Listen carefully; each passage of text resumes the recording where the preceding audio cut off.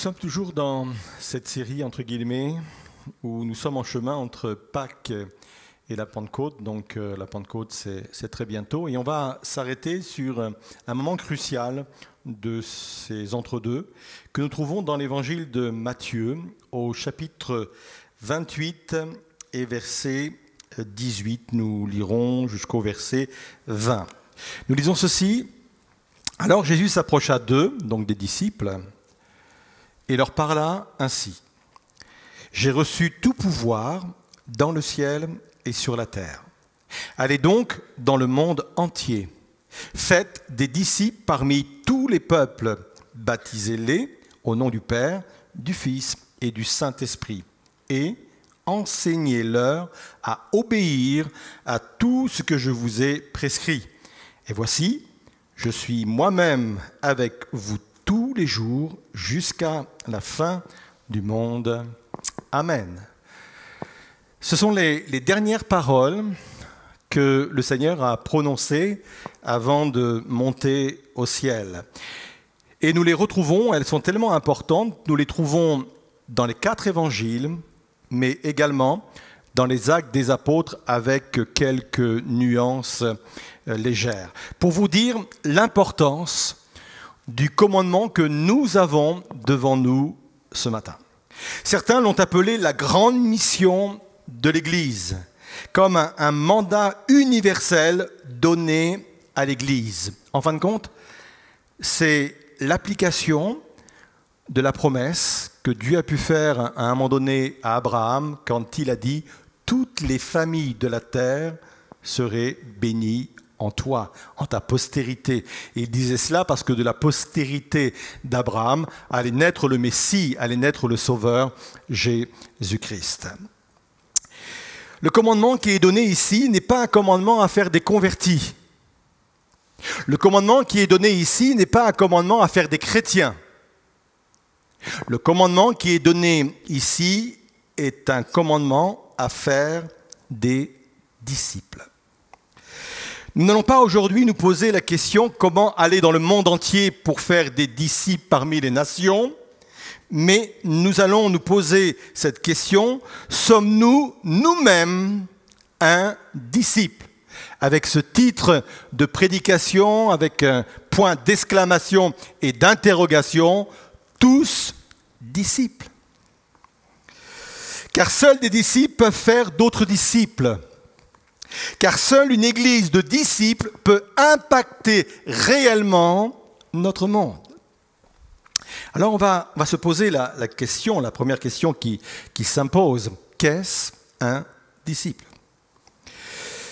Premièrement, je dirais qu'il y a une différence entre être chrétien et être disciple. Les termes chrétien et disciple sont bien entendu liés, mais ne sont absolument pas synonymes. Quand on parle de chrétien ou quand on parle de disciple, nous ne parlons pas de la même chose. Le mot chrétien est mentionné 3 fois dans la Bible.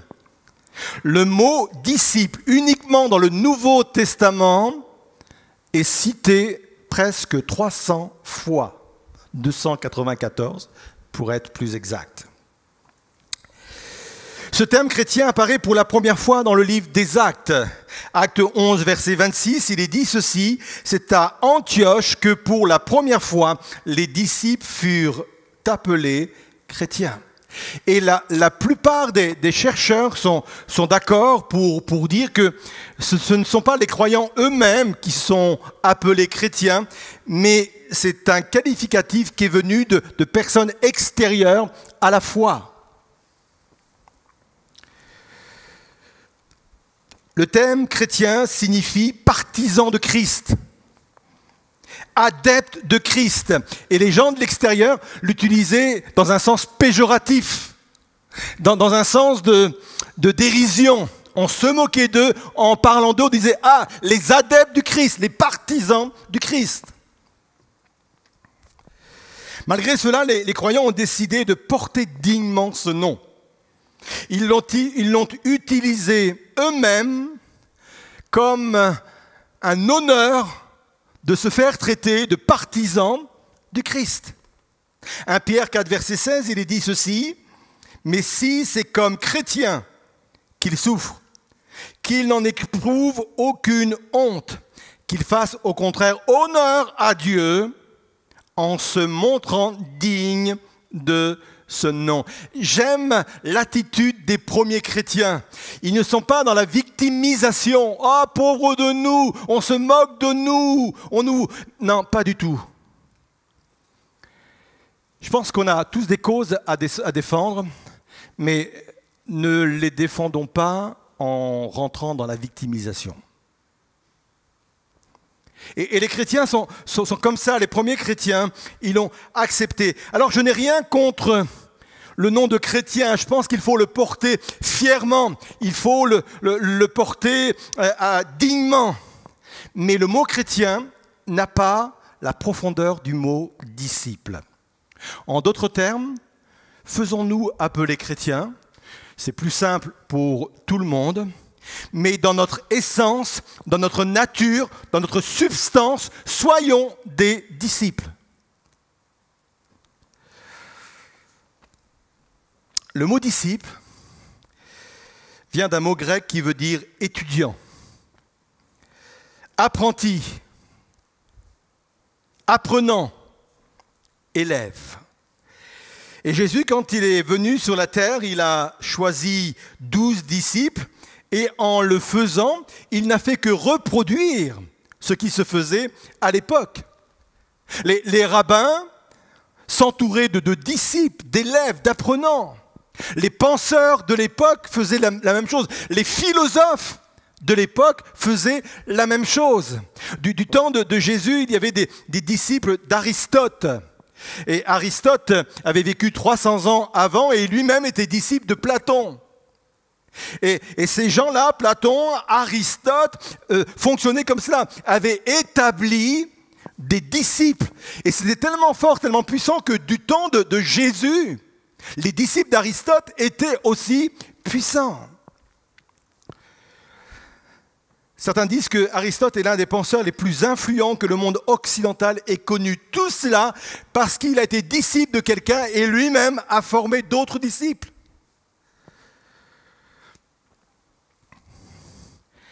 Le monde s'est toujours construit sur cette base-là.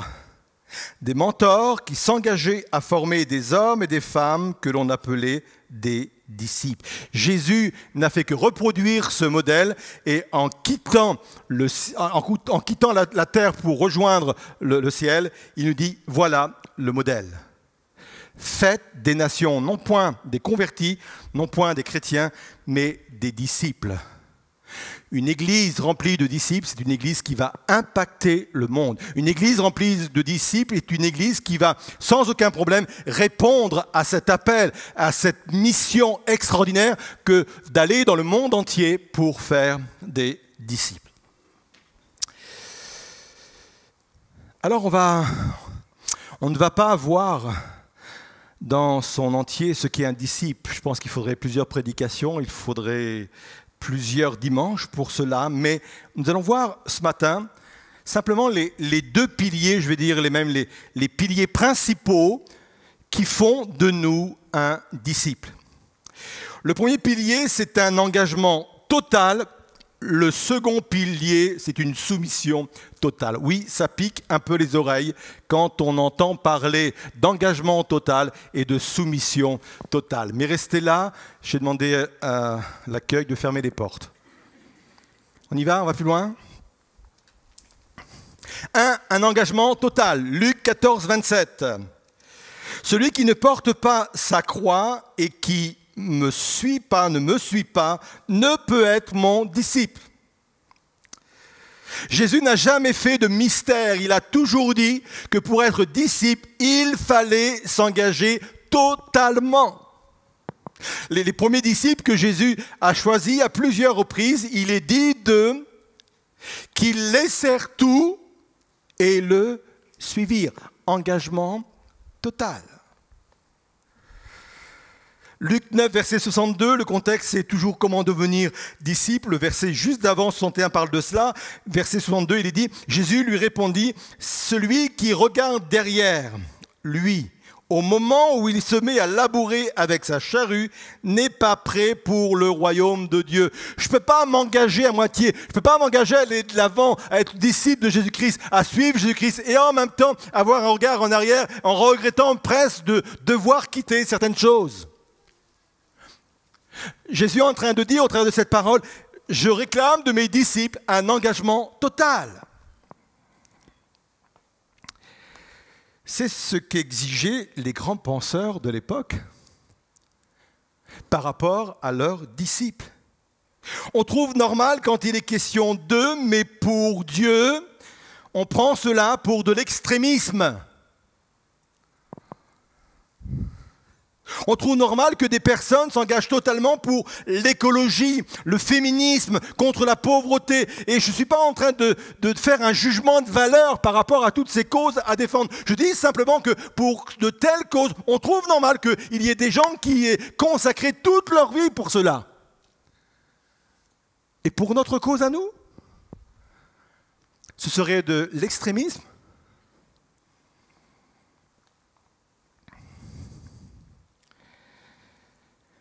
Pour le chrétien, il faudrait être modéré.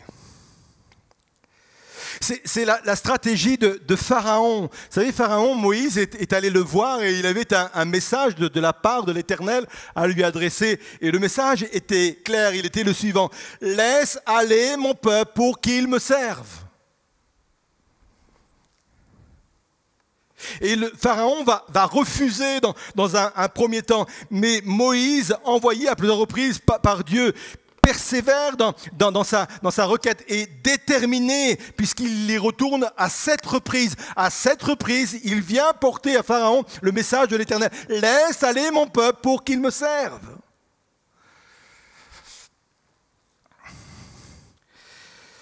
Comme Pharaon était un fin stratège, pour ne pas dire un fin politique ou politicien, il va donner l'impression qu'il se laisse attendrir et qu'il est compréhensif. Il va dire « Ok,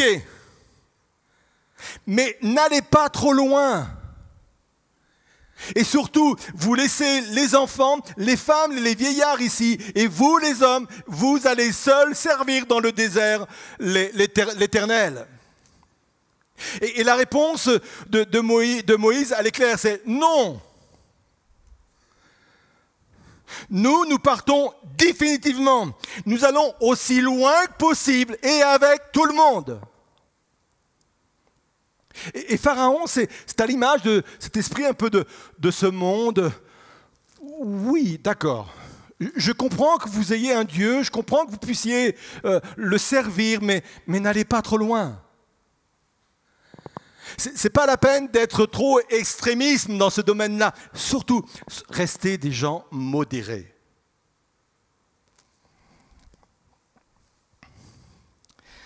Le deal sera toujours le même.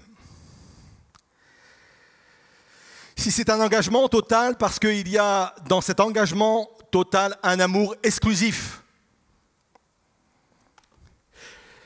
Dieu s'est engagé totalement pour nous sauver. Dieu a tant aimé le monde qu'il a donné son Fils. Engagement total. Et il attend des disciples que nous sommes un engagement total, un amour total et complet, exclusif. Vous trouvez pas ça normal? Imaginez que j'aille voir mon épouse, Patricia, et je lui dis, tu sais chérie, hein, je t'aime beaucoup. Hein. Tu es dans mon top 5.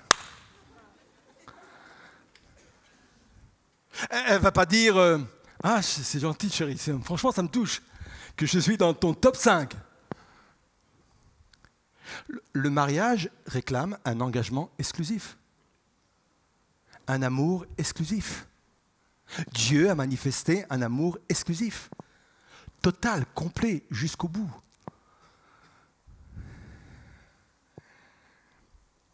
C'est la raison pour laquelle Dieu nous demande de calculer la dépense. Luc 14, versets 27 et 28, « Celui qui ne porte pas sa croix et qui ne me suit pas ne peut être mon disciple. En effet, si l'un de vous veut bâtir une tour, est-ce qu'il ne prend pas d'abord le temps pour s'asseoir, pour calculer ce qu'elle lui coûtera et de vérifier s'il a les moyens de mener son entreprise à bonne fin. C'est du bon sens. Et Dieu est en train de dire, Jésus est en train de dire, mais celui qui veut devenir mon disciple, avant de faire cet engagement, il doit s'asseoir, il doit réfléchir, parce que ça coûte. Un jour, on est allé voir le pasteur George Whitefield, qui est un Britannique du XVIIIe siècle. On dit de lui que c'est l'un des plus grands hommes de réveil de tous les temps. Et un jour, alors qu'il était en train de prêcher l'évangile à plusieurs milliers de personnes, on lui a posé cette question, on lui a dit « Pasteur, à votre avis, combien de personnes ont donné leur vie au Seigneur ce soir ?» Et lui, il a répondu « On verra cela dans 6 mois ou 1 an. » Pourquoi il répond comme cela? C'est parce qu'il sait que l'engagement ne se fait pas sur des grandes déclarations. Je ne veux pas mépriser les grandes déclarations que nous avons pu faire, parce que très souvent on est sincère dans nos déclarations. Mais je crois que Dieu veut également qu'on vienne transformer cette déclaration en quelque chose de beaucoup plus ancré, solide et profond, en devenant des disciples. Parmi ceux qui criaient Hosanna, vous savez, le jour où Jésus est arrivé, est entré triomphalement sur le dos d'un petit, d'une ânesse dans la ville de Jérusalem. Parmi ceux qui criaient Hosanna, Hosanna, parmi ceux-là, les mêmes ont crié plus tard, crucifie-le, crucifie-le.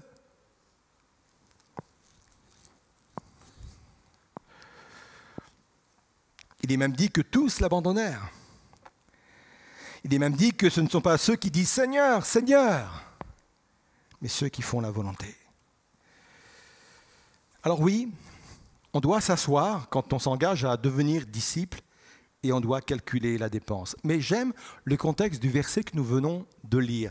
Il doit s'asseoir pour calculer s'il a les moyens d'aller au bout de ses engagements. J'aime ce contexte-là parce que littéralement, ça ne veut pas dire. Ça ne veut pas dire, écoute, si tu n'as pas les moyens, t'arrêtes. Ça ne veut pas dire ça. Ça ne veut pas dire, mes moyens définissent mon engagement. Ça ne veut pas du tout dire ça. Ça veut dire, m'asseoir, calculer la dépense, me permet de voir les contours de mes propres possibilités, de mes propres capacités. Et après, ça me permet de réaliser qu'à partir de ce moment-là, je dois compter sur la grâce de Dieu. Et j'aime cet esprit de verset, parce que ça veut dire cela. Vous savez, quand on s'assoit pour dire « ouais, bon, je veux devenir disciple de Jésus-Christ », on comprend toute l'implication. Je ne sais pas combien sont prêts à se lever et dire « ouais, moi, tout de suite ». À part, bien sûr, quand il faut sortir des déclarations un peu comme ça, hâtives. Mais je m'assois, je calcule la dépense, je me connais. Je sais que parfois, rien que de prendre des résolutions, le 1er janvier, je ne les tiens pas plus de 15 jours.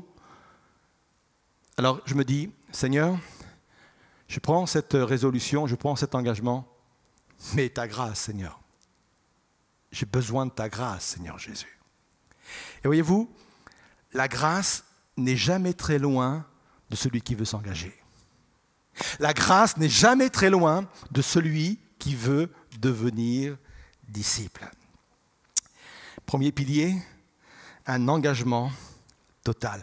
Deuxième pilier, une soumission totale. Matthieu 16, verset 24, si quelqu'un veut être mon disciple, qu'il renonce à lui-même, qu'il se charge de sa croix et qu'il me suive. Un disciple n'est pas quelqu'un qui accepte le Christ pour aller au ciel, je répète. Le disciple n'est pas quelqu'un qui accepte le Christ pour aller au ciel, mais c'est quelqu'un qui accepte que le ciel lui donne des directives pour vivre sur la terre.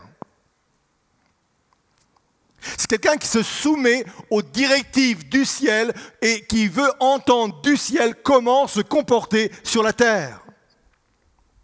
Vous êtes toujours là? D'accord.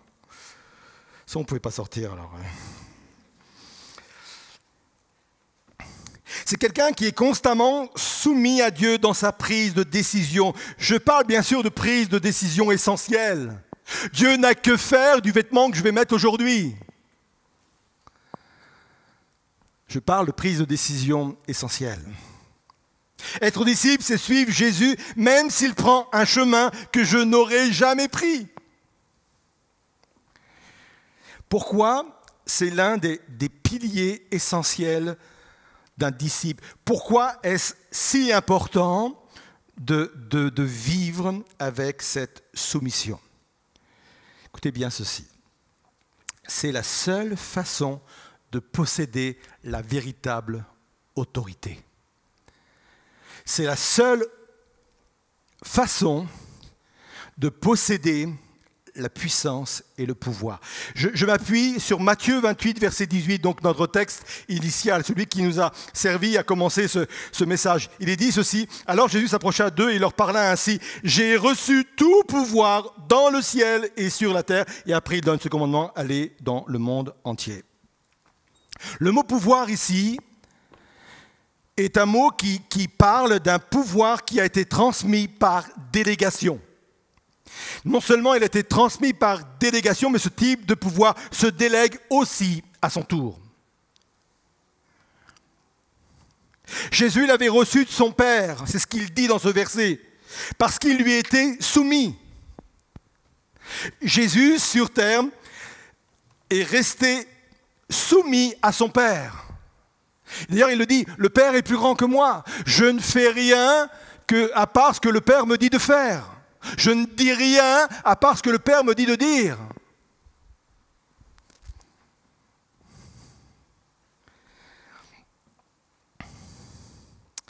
Ça, c'est le grand paradoxe de l'Évangile. Pour avoir l'autorité, pour avoir la puissance, je la reçois dans un esprit de soumission. Le sens littéral du mot soumission, c'est se ranger sous l'autorité de quelqu'un, c'est se ranger sous le commandement de quelqu'un. C'est un terme militaire. Et on le comprend mieux quand il est dit dans Matthieu 8, verset 9, vous savez, ce capitaine romain qui est allé voir Jésus parce qu'un de ses serviteurs était gravement malade. Et ce capitaine romain va dire à Jésus: non, ne te donne pas la peine de rentrer chez moi, de venir chez moi, mais dis un mot, donne un ordre, donne un commandement. Et ça sera suffisant pour que mon serviteur puisse être guéri. Et il argumente de cette façon. Matthieu 8, verset 9. Car moi qui suis soumis à des supérieurs, j'ai des soldats sous mes ordres. S'il a une autorité sur certaines personnes de son armée, c'est parce qu'il est soumis à un supérieur. S'il n'était pas soumis à un supérieur, je peux vous dire que le supérieur ne lui aurait donné aucune autorité, aucun pouvoir. Et je dis à l'un: va, et il va, à l'autre: viens, et il vient, et à mon serviteur: fais ceci, et il le fait. Vous savez, parfois on court la France, on court après des séminaires pour avoir une certaine autorité spirituelle. On entend de choses, des fois excellentes, certes, mais j'aimerais vous dire que la véritable autorité découle d'une véritable soumission, découle du fait d'être un vrai disciple.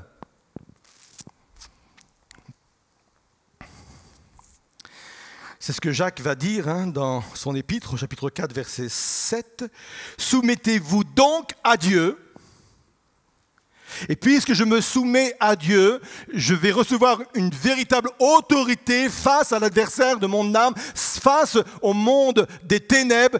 Si je me soumets à Dieu, je peux résister au diable et la victoire est assurée puisqu'il est dit: et il fuira loin de vous. »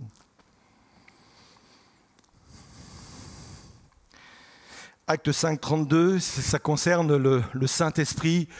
La Bible dit que le Saint-Esprit, on le sait, on en parlera dans quelques semaines, le Saint-Esprit est donné à ceux qui lui obéissent, dit l'Écriture.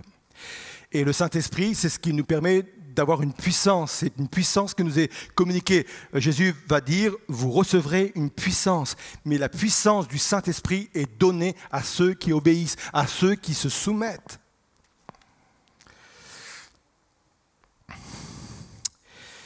C'est un combat de chaque instant. C'est un combat de chaque instant. rester dans cette soumission pour mettre en application un des piliers majeurs d'un disciple, la soumission. C'est un combat de chaque instant. Et c'est ce que veut dire le texte qu'on a lu dans Matthieu 16, verset 24. Si quelqu'un veut être mon disciple, qu'il renonce à lui-même, qu'il se charge de sa croix et qu'il me suive. Nous en parlions dans l'émission ELM en question, mardi dernier à 20h, et vous aurez la même émission mardi, on va revenir sur cette prédication. C'est quoi porter sa croix? Je pense que c'est un des versets les plus mal interprétés. Porter sa croix, c'est pas porter ses malheurs. C'est pas porter ses épreuves, c'est pas porter ses difficultés. Ah, il faut bien que je porte ma croix. Non, la croix, c'est un instrument de mise à mort. Et porter sa croix, c'est de dire chaque jour, j'avance pour mourir de plus en plus à moi-même. C'est ce que ça veut dire. C'est accepter de mourir. C'est tout un chemin, vous savez, c'est tout un progrès. J'aimerais vous dire, je vais faire une déclaration, ça fait 30 ans que je suis pasteur. J'ai besoin encore de mourir à moi-même. Soyez rassurés, vous aussi. C'est un chemin constant, c'est une démarche constante. La Bible dit que l'esprit est bien disposé, mais la chair est faible, et la chair veut reprendre le dessus. C'est à l'image du combat de Gethsémanée que Jésus a mené à Gethsémanée quelques heures avant la croix. Vous savez, ce combat-là dans le jardin de Gethsémanée, c'était de dire, j'y vais ou j'y vais pas? Parce que la souffrance était terrible. Jésus savait la souffrance qu'il allait endurer. Il va même dire à un moment donné, si tu pouvais même éloigner cette coupe de moi, et la coupe dont il parle, c'est la coupe de souffrance. Et à un moment donné, il dit, non pas ma volonté, mais la tienne. Mais avant cela, il a eu un combat tellement fort que la Bible nous dit qu'il s'est jeté à terre, il a prié, et la Bible nous dit qu'il était même en agonie. La sueur devenait comme des grumeaux de sang, tellement le combat était terrible entre je me soumets ou je ne me soumets pas.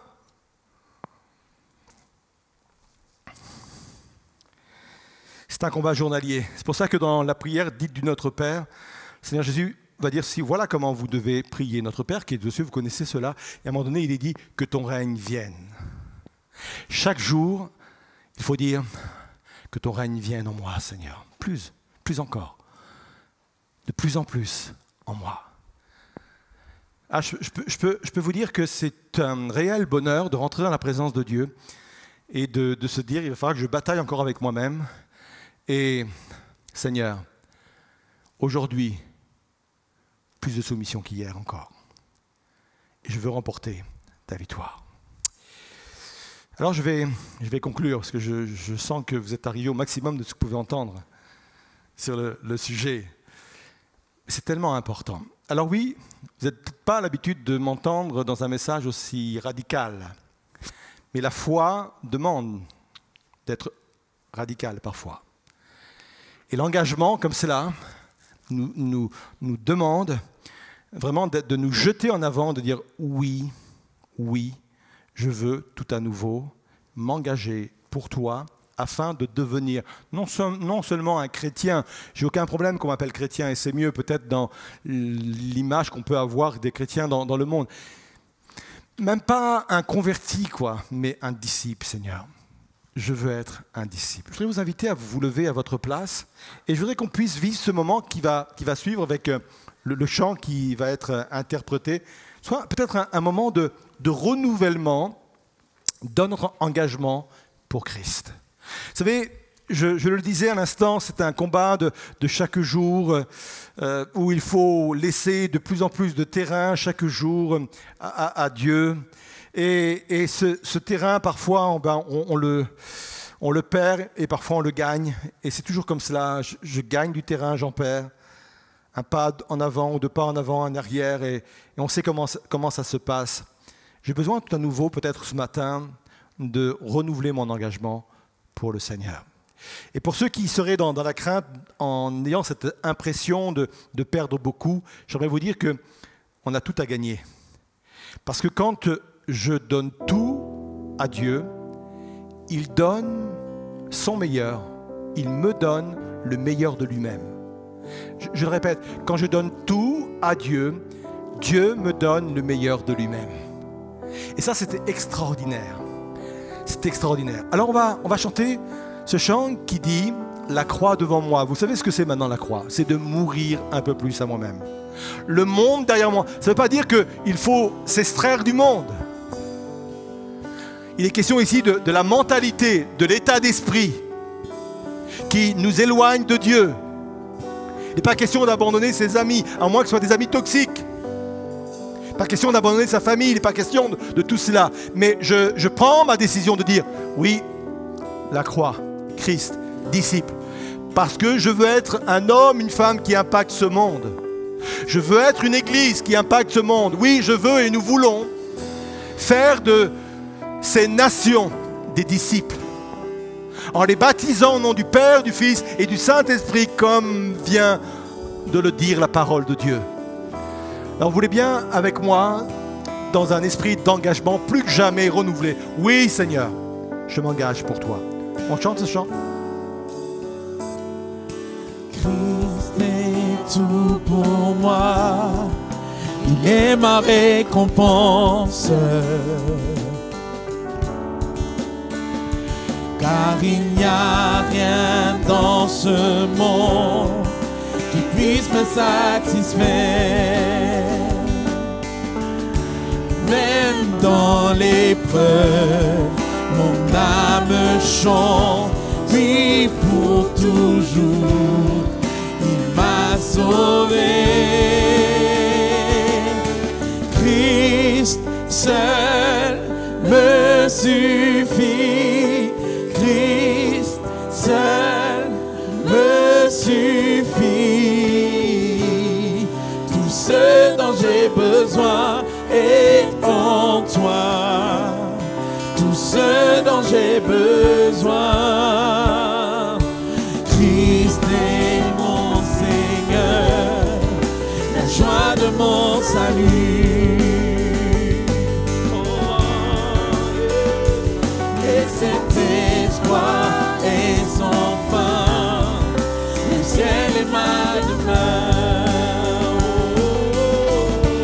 Même dans l'orage, mon âme chante, Jésus est là, à Dieu soit la gloire. Christ seul me suffit, Christ me suffit. Me suffit. Tout ce dont j'ai besoin est en toi. Tout ce dont j'ai besoin. Alléluia. En mon cœur j'ai choisi de suivre Jésus, oui pour toujours, oui pour toujours. En mon cœur j'ai choisi de suivre Jésus, oui pour toujours, oui pour toujours. En mon cœur j'ai choisi de suivre Jésus, oui pour toujours, pour toujours. En mon cœur j'ai choisi de suivre Jésus, oui pour toujours, oui pour. En mon cœur j'ai choisi, en mon cœur j'ai choisi de suivre Jésus, oui pour toujours, oui pour toujours. En mon cœur j'ai choisi de suivre Jésus, oui pour toujours. Oui, la croix devant moi, la croix devant moi, le monde derrière moi, oui pour toujours, oui pour toujours.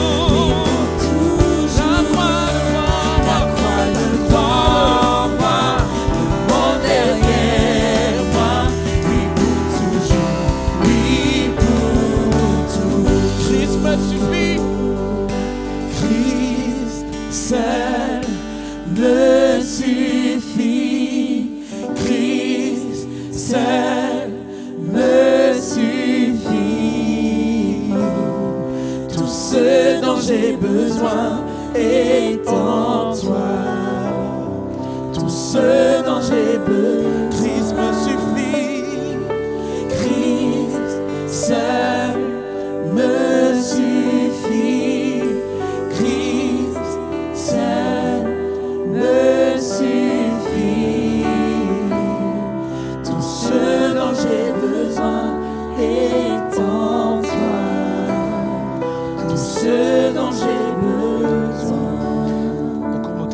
instant et on va prier. Seigneur, tu vois ce qu'il y a dans nos cœurs, comme peut-être des combats, Seigneur Jésus, des résistances, des questionnements, Seigneur Jésus. Un cœur partagé. Et je te prie vraiment que tu viennes dissiper peut-être tout malentendu, Seigneur Jésus. Tu viennes dissiper toute résistance, toute inquiétude, Seigneur Jésus. Que la grâce vienne au-devant de nous ce matin pour nous permettre de mettre en application cet appel, Seigneur Jésus, à renoncer à nous-mêmes pour te suivre, Seigneur Jésus. Le chemin qui va vers toi est un chemin de paix, un chemin de sérénité, un chemin d'autorité, Seigneur Jésus. Et on veut vivre cette réalité au plus profond de nos cœurs, Seigneur Jésus. Il n'y a rien de plus malheureux qu'un cœur partagé, Seigneur Jésus. Pierre suivait Jésus de loin et il a pleuré amèrement, tellement il souffrait de ne pas être avec Jésus et de ne pas l'avoir totalement abandonné.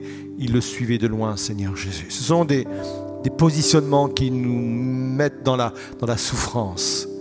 Seigneur, viens, qu'il y ait des décisions de prise ce matin, qu'il y ait des choix tranchés de fait, Seigneur Jésus, pour que plus que jamais, il y ait dans cette église, il y ait dans des maisons, des hommes et des femmes qui sont bien plus que des chrétiens, qui sont des disciples de Jésus-Christ. Allons de l'avant, Seigneur Jésus, portant ta cause, élevant ta cause le plus haut possible pour répondre à ce grand commandement, Seigneur, que tu nous as laissé avant de monter au ciel. Nous voulons être cette église, nous voulons être ces chrétiens sur lesquels tu peux compter. Alléluia. On rechante la croix devant. Mon cœur, j'ai choisi de suivre Jésus, oui pour toujours, oui pour toujours. Oh mon cœur, j'ai choisi de suivre Jésus, oui pour toujours, oui pour toujours. La croix devant moi, la croix devant moi, le monde derrière moi, oui pour toujours, oui pour toujours, oui pour toujours.